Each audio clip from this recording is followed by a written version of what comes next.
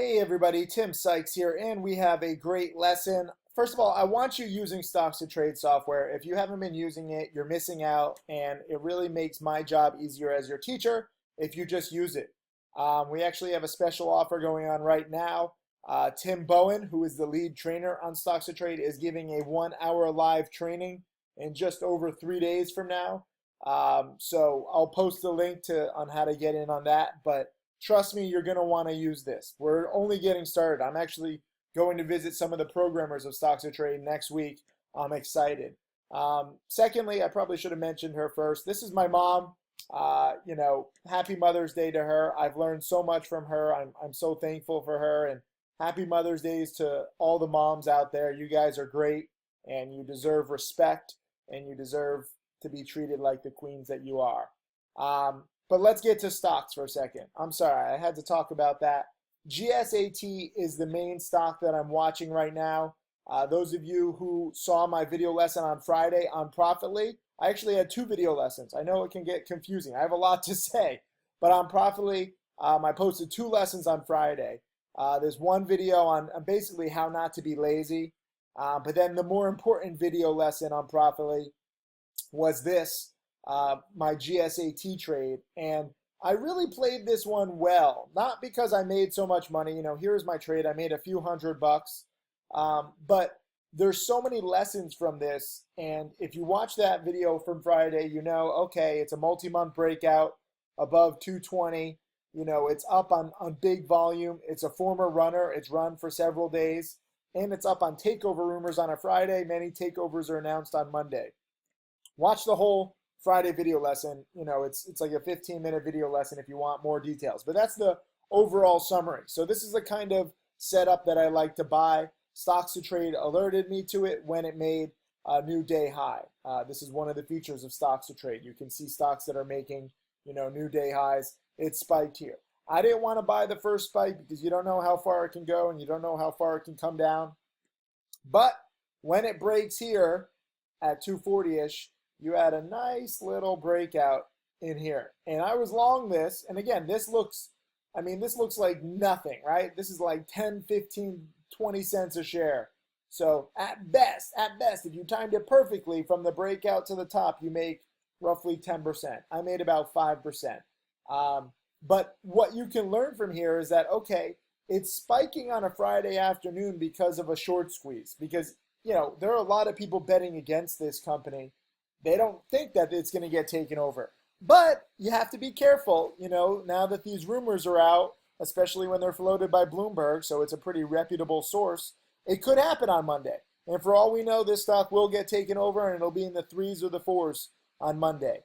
I specifically said in this video lesson, which is timestamped from, Friday, and I filmed this before the market closed. I had problems uploading it, so it got posted like right when the market closed. But I was specifically saying I don't want to hold this over the weekend, and it was hanging around the 250s. I was only up, like 10, 15 cents a share, so most people are like, come on, Tim, hold. And I don't want to do that with a takeover rumor play, because even though, it could get taken over, what if someone from the company says, hey, these takeover rumors are BS? Takeover rumors are a very inexact science. How did they, leak? Well, somebody probably for the company or somebody, who works for the bankers that the company hired leaked it because they want the company and the stock to be, quote, in play so that the stock goes higher and the shorts get squeezed. And so this really works on a Friday afternoon because a lot of shorts are just like, I don't want to risk it over the weekend. Let me just cover. And when shorts cover their position, that creates this kind of squeeze. At the same time, though, when I was making the video lesson, and unbeknownst to me, because I was focused on making the video lesson, and it's tough to stay on top of news and everything when you're making these videos. Right now I'm making this on the weekend, so there's nothing happening. But I was making a live video Friday afternoon, and the stock was really spiking right in here. If you watch the video, you can see it spiked from like 250 to 259. And there was a nice little volume spike here. And what caused this? Well, somebody on CNBC was talking about it. And for me, that is always a sell signal. CNBC historically has been right 35 to 40% of the time. Their bald-headed mascot all the way down. Pretty much everybody is right 35 to 40% of the time. If you look at a lot of studies that like Barron's and MarketWatch have done. So normally you don't want to follow somebody who's right 35 or 40% of the time. You don't want to follow anybody, but you definitely want to try to bet against people who are, not even right as much as a coin toss. CNBC has made a huge business out of dressing up entertainment as, useful news, when in fact it's purely just entertainment. But that's why their, viewers and ratings are at pretty much multi-decade lows, because their viewers don't make money. And this is a prime example. When CNBC mentions it, all their stupid CNBC viewers who don't know that they're right only 35, 40% of the time, start buying, okay? And the stock spikes. And this is a great sell signal. And actually, when I sold it, I did sell near the day high. And I didn't get all my goals, but I said halfway to my goals. And now CNBC now talking about the takeover rumors. This is best case scenario on a Friday afternoon video lesson coming, but I'm taking my profits here as this is not a volatile stock and CNBC sucks so bad they're probably wrong. And them getting their viewers into this now is possibly the kiss of death, so I won't risk it over the weekend. Be contrarian to mainstream media, especially when the media has a winning percentage of only 35 to 40%. So I said this as I was selling. I didn't know where the stock was going to go. Maybe CNBC was right. Maybe the stock would keep going. But I've learned now in 2 decades of trading, whenever CNBC mentions a stock, okay, it might pop for a little bit, but now that their influence is waning and their viewership is draining, well, it's not going to last for very long. And especially when the idiots at CNBC start hyping up a stock, they're usually wrong. And it's actually amazing how well it worked out. So, within, I think, 10 or 15 minutes of my sell, and within 10 minutes of CNBC mentioning it, the thing just started crashing. And I actually would have a loss. So I bought it at 240, sold it at roughly 250, 255, nothing huge. But I recognized the CNBC sell signal. And, a lot of people didn't. A lot of people were saying, come on, Tim, stop being such a wuss. Hold over the weekend. A takeover is possibly coming. Like I said, we could have a takeover, okay? But at the same time, when I have decent to little profits, I don't want any stress over the weekend. And most importantly, I've learned probably now, and I don't know, if I went through my trades, there'd probably be like 80 or 90 trades where CNBC was positive on a stock, and that turned out to be the top. So I'm going to keep going with this CNBC indicator as long as it lasts. All you can do is look for patterns. And CNBC, I was on it for a little while. I was very proud to be on CNBC. That was like a boyhood dream. It doesn't make me feel proud now to rip on them, but I saw what they were. And, they wanted me to bring up 15, 20, 25 stocks whenever I was on air. And I'm like, I don't like that many stocks. And they're like, well, then you're not going to be on because we just need ideas for our viewers. And I was like, this is such bullshit. So I eventually pitched one of the producers to bring on, female models to hold up some charts. And I said, well, if we're going to be entertainment here at CNBC, we might as well go all entertainment. Let's make this exciting. Wait, let me pull up a screenshot. Watch this. So this was the last time I was on CNBC when I brought female models on. I was a little younger, a little thinner, and I had the models bring out charts. And, I had to actually go to Kinko's and print out the charts. CNBC didn't even want to print out the charts for me. But I was like, yo, let's have fun. And there was a live studio audience. Melissa Francis, who was the host, I think she's at Fox now. She went to Harvard. So this is like everything she's worked her entire career to avoid. And here I am promoting it. So this is probably why this is the last time I was on CNBC.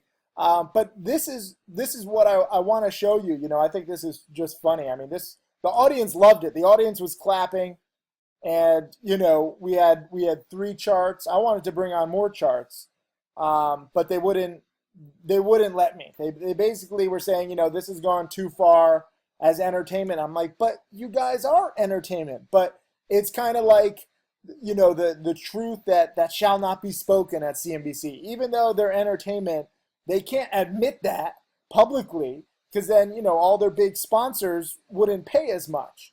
But for those of you guys who understand how the game works, this is a great sell indicator when CNBC mentions it. And I know many traders who actually just bet against CNBC anytime Kramer mentions something, or one of these doofuses who they hire as commentators mention something, because they're not good. They don't have good track records. This is why I'm not on, by the way. I have problems where I like to speak the truth and I like to cut through BS. So GSAT, when CNBC mentioned it, it was a great sell. So that was the lesson here. And if you understand what I'm saying here, then leave a comment with the words LOL at CNBC, because that's what you have to do. And I'm thankful for CNBC. I'm thankful for this contrarian indicator. I don't know. I guess if CNBC hadn't mentioned it, I don't know if it would have gotten to 260. And then, I don't know if it would have crashed, because this is probably CNBC viewers being like, oh, another one dropping.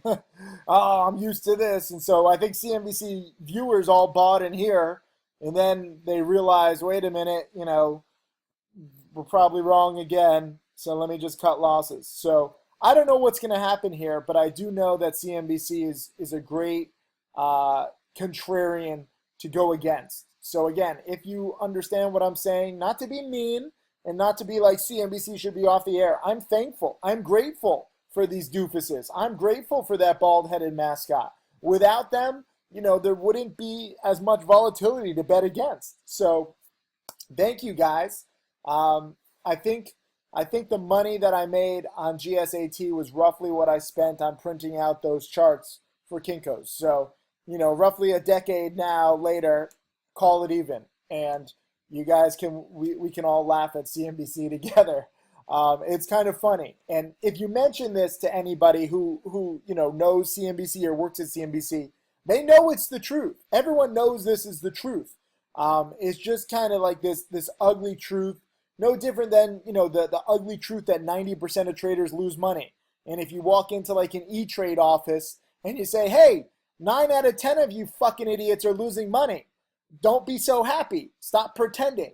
That's, again, a kind of an ugly truth. And this is why I'm not popular at CNBC or with E-Trade or on Wall Street, because the ugly truths have to be told. And it's important to get them out so that we can learn how to protect ourselves and how to be better and not lose all the time and not treat entertainment as news and not, learn the wrong stuff.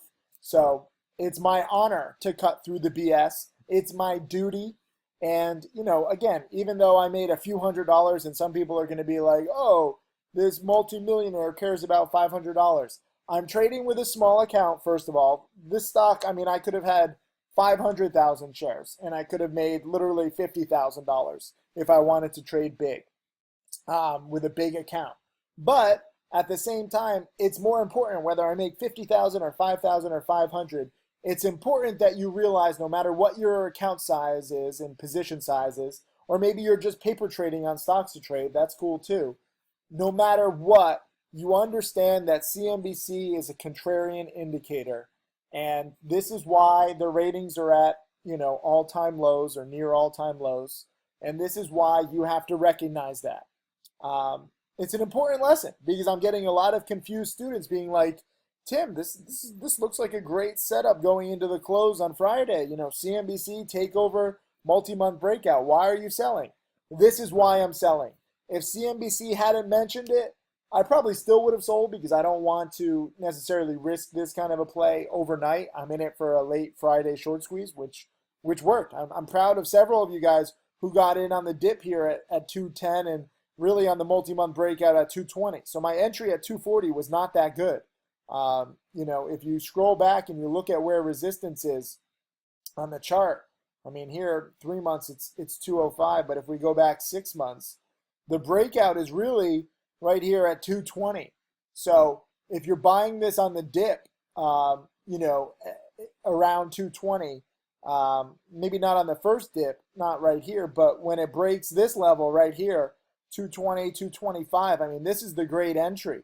and you can get in at 220, 225, out at 250, and you're making 10%. So nothing huge, but again, CNBC, thank you for the laughs, thank you for the money, thank you for the entertainment, and thank you for all that you do and not telling the truth, because that opens the door to stock market inefficiencies like this. Again, if this makes sense, please leave a comment with 3 words.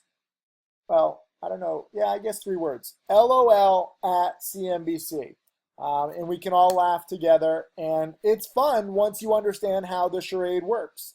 And I'm very grateful again for CNBC. Never change, guys. And to the bald-headed mascot of CNBC, keep it up, man. Next time I see you, I'm going to rub your head for good luck, and I'm going to bet against you, and I'll continue making millions. Thank you.